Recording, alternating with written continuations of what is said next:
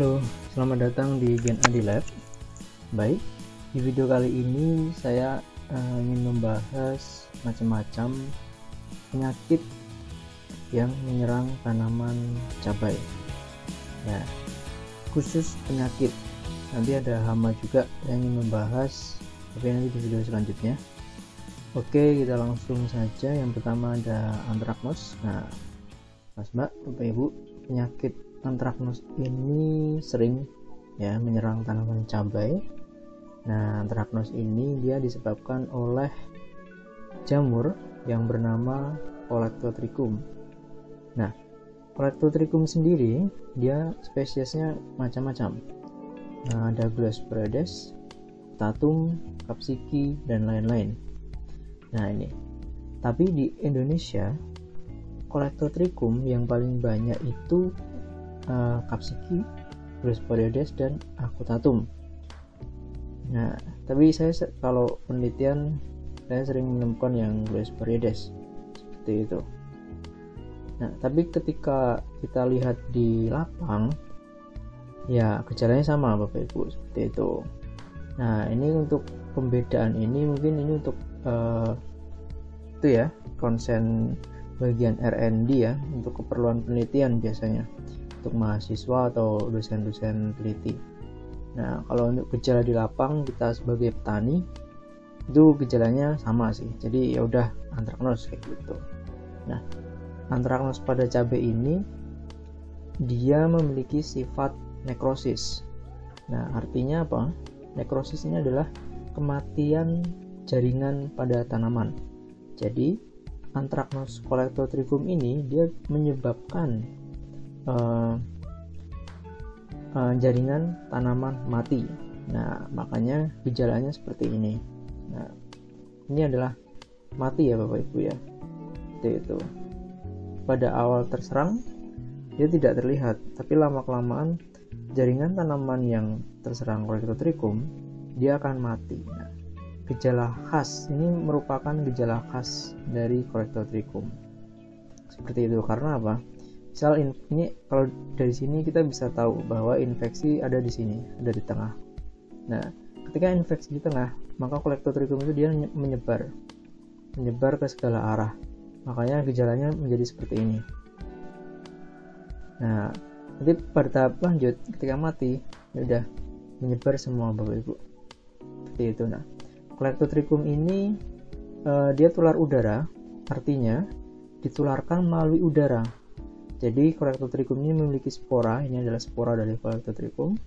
Nah, ketika spora ini terbawa angin dan menempel pada tanaman yang lain, maka besar kemungkinan spora ini akan berkecambah Bapak Ibu di tanaman yang baru.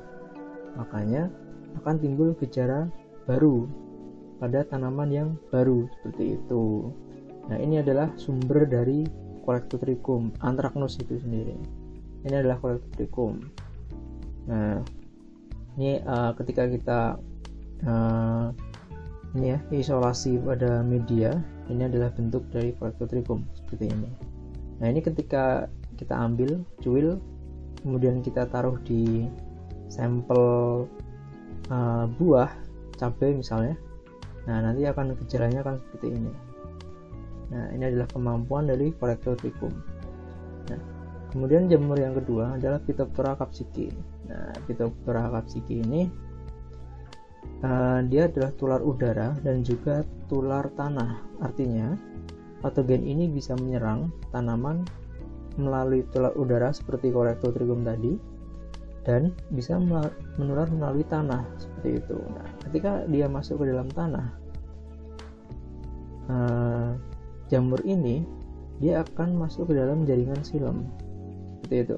Jaringan xilem kemudian menuju batang. Nah, ini. Nah, di bagian batang ini Phytophthora berkembang. Kemudian mengeluarkan toksin juga, enzim.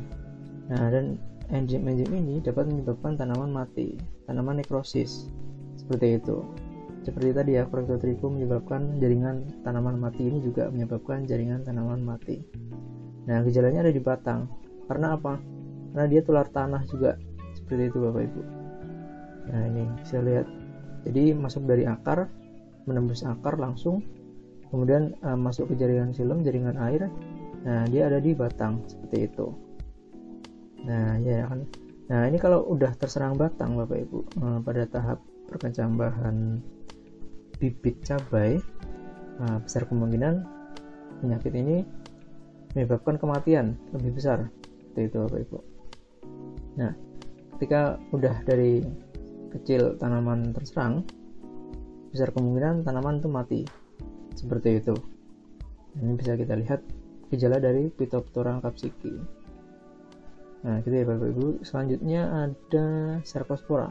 Nah, Cercospora ini memiliki gejala khas, ya, bercak-bercak ya. Nah, dia spot-spot seperti ini. Nah, Cercospora ini dia termasuk tular udara, artinya jamur penyakit ditularkan melalui udara. Nah, ketika spora seperti Coreptotrichum tadi, spora menempel pada daun ini, spot bagian sini. Nah, ketika dia berhasil berkecambah menginfeksi, maka nanti gejalanya akan seperti ini. Nah, ini mengindikasikan bahwa dalam satu daun ini terdapat banyak area spot yang terinfeksi oleh Cercospora, seperti itu. Nah, bagian sini terinfeksi. Nah, artinya ada spora menempel di sini, ada spora menempel di sini, ada spora menempel di sini. Nah, itu akan menyebabkan spot seperti itu. Nah, Cercospora ini dia juga bersifat nekrosis, yaitu dapat menyebabkan kematian pada jaringan tanaman. Nah, kalau nanti untuk gejala lebih lanjut, dia akan menyebar. Nah, ini jadi kuning areanya. Nah, ini yang kuning-kuning ini dia udah terkena toksin enzim yang dikeluarkan oleh Cercospora. Makanya daun yang bagian sini sudah mati. Nah, yang bagian sini dia akan mati, yang kuning ini. Seperti itu. Karena sari-sari diambil, makanan diambil, dan mengeluarkan toksin juga. Nah, bagian cabai juga sama, bisa menyerang bagian buah juga. Oke, yang selanjutnya ada Xanthomonas. Nah, Xanthomonas ini dia adalah bakteri Bapak Ibu, Xanthomonas campestris. Nah, bakteri yang menyebabkan nekrosis. Nah, biasanya kalau bakteri itu dia tular tanah, jadi ditularkan melalui tanah. Nah, berarti dia masuk ke dalam akar Bapak Ibu, naik ke dalam jaringan hara, nah, sampai di daun. Nah, ya udah, berarti kalau seperti ini artinya bakteri ini dia udah menginfeksi di dalam. Seperti itu, dia udah mencapai dari tanah mencapai ke batang, seperti itu. Nah, ya udah, batang pun juga bisa terkena Xanthomonas campestris ini. Nah, oke, yang selanjutnya ada Fusarium. Nah, Fusarium ini juga jamur tular tanah Bapak Ibu. Nah, artinya apa? Penyakit ini ditularkan melalui tanah juga. Jadi di dalam tanah itu banyak sekali patogen ya Bapak Ibu. Ada Fusarium tadi, terus kemudian ada Xanthomonas, ada Phytophthora seperti itu. Nah, semuanya masuk seperti itu. Nah, jadi tidak hanya satu. Jadi kalau misal tanaman cabai sudah terkena Xanthomonas misalnya, nah, Fusarium pun juga bisa masuk. Jadi kompilasi itu bisa sangat mungkin terjadi seperti itu.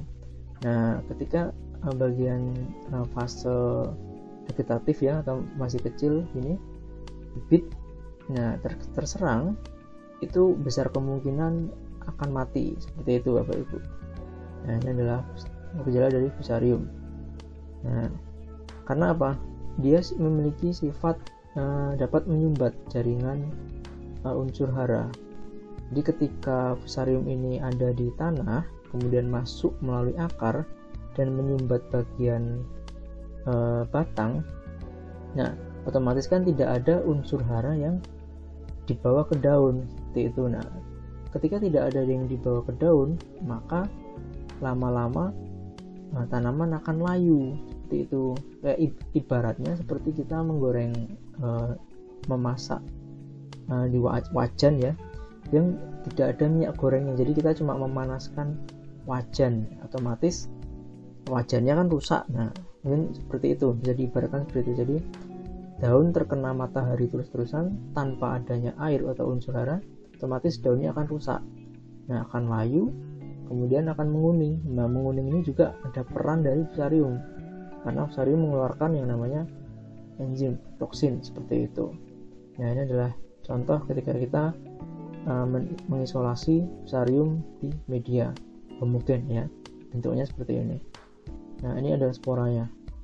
Nah, spora-spora ini dia ada di dalam tanah, nah, bisa masuk ke dalam tanaman seperti itu. Nah, spora ini kecil Bapak Ibu ya, kecil sekali, semua spora jamur itu kecil. Nah, sehingga dia bisa masuk ke dalam akar seperti itu. Nah, ini adalah contohnya. Oke, kita lanjut. Nah, kemudian yang selanjutnya adalah sklerotium. Nah, sklerotium dan Rhizoctonia solanda ini adalah dua jamur yang berbeda Bapak Ibu. Jadi sklerotium ini dia khasnya memiliki ini sklerotia. Ini adalah namanya sklerotium. Nah, bunder-bunder ini dia sebenarnya adalah ini miselium yang putih-putih ini. Lambat laun miselium ini akan mengeras ya, mengumpul dari satu dan mengeras dan membentuk sklerotium. Jadi ini berasal dari ini miselium yang mengumpul dan mengeras seperti itu. Nah, ini termasuk sebagai upaya pertahanan diri dari jamur tersebut ya. Jadi ketika suhu ekstrim, keadaan ekstrim, tidak ada nutrisi di sekitarnya, nah maka sklerotium ini sebagai cadangan seperti itu, cadangan hidup ibaratnya seperti itu. Nah, itu adalah kemampuan dari sklerotium. Jadi walaupun tanah tidak ditanami tanaman, tanah dibiarkan, tapi ketika ada sklerotium ini di tanah, nah dia bisa bertahan hidup dari sklerotium ini. Nah, ini jamurnya unik. Nah, berbeda dengan Rhizoctonia solani. Rhizoctonia solani dia tidak memiliki sklerotium. Jadi dia hanya memiliki miselium aja seperti itu. Jadi yang memiliki sklerotium yang bunder-bunder ini itu hanya Sklerotium rolfsi seperti itu. Nah, gitu ya Bapak Ibu ya. Nah, gejalanya dia adalah tular tanah. Jadi dia menyerang pada area perakaran. Nah, biasanya pada fase vegetatif sering menyerang seperti itu. Pada fase vegetatif jamur ini sering menyerang, Sklerotium dan Rhizoctonia itu sering menyerang seperti itu.